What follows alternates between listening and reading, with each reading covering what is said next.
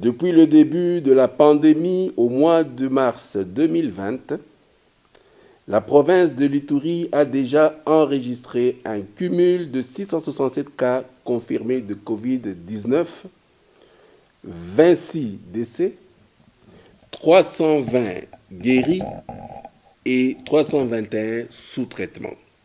Je tiens à informer la population que la situation est plus inquiétante à propos de la troisième vague de Covid-19. Pendant les 4 dernières semaines, nous avons enregistré 320 cas avec 8 décès confirmés de Covid-19. Je vous signale que les cas confirmés concernent les voyageurs et les membres de la communauté locale répartis dans la zone de santé de Bunia, 244 cas. Rwampara, 28 cas. Adi, 19 cas. Chomia, 7 cas. Lolwa, 6 cas.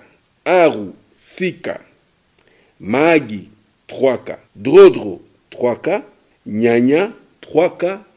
Et Komanda, 1 cas. De ce fait, je rappelle à la population de la province de l'Ituri, tel que décidé au Conseil des ministres présidé par le président de la République du vendredi 18 juin 2021, la nécessité de renforcer les mesures barrières face à la survenue de la troisième vague Covid-19, à savoir le port obligatoire et correct des masques dans tous les espaces publics, le lavage correct des mains avec les savons ou gel hydroalcoolique, le strict respect de la distanciation physique en tout lieu, le maintien du couvre-feu de 22h à 4h du matin, les manifestations publiques, c'est-à-dire réunions, célébrations au mariage, réceptions après funérailles, anniversaires, etc., se déroulant dans un espace extérieur privé, clos ne devront pas excéder plus de 20 personnes.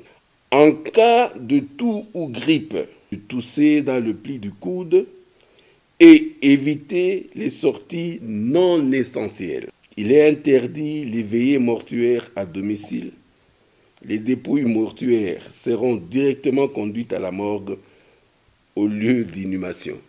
Les responsables religieux a passé les messages de sensibilisation sur la prévention contre le Covid-19 aux fidèles lors des cultes.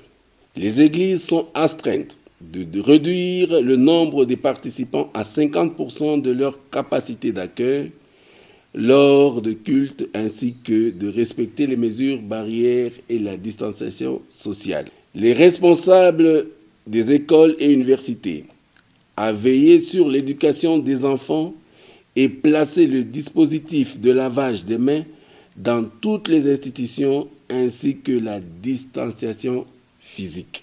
Les responsables des différents établissements commerciaux, chacun est appelé à veiller aux différentes mesures barrières sans exception. La police nationale congolaise, le service de sécurité ainsi que les services œuvrant aux frontières, en l'occurrence la Direction générale des migrations et Programme national de l'hygiène aux frontières, sont tenus à veiller au respect strict des présentes dispositions. Le non-respect de ces mesures amènera la police à procéder à des arrestations pour les récalcitrants.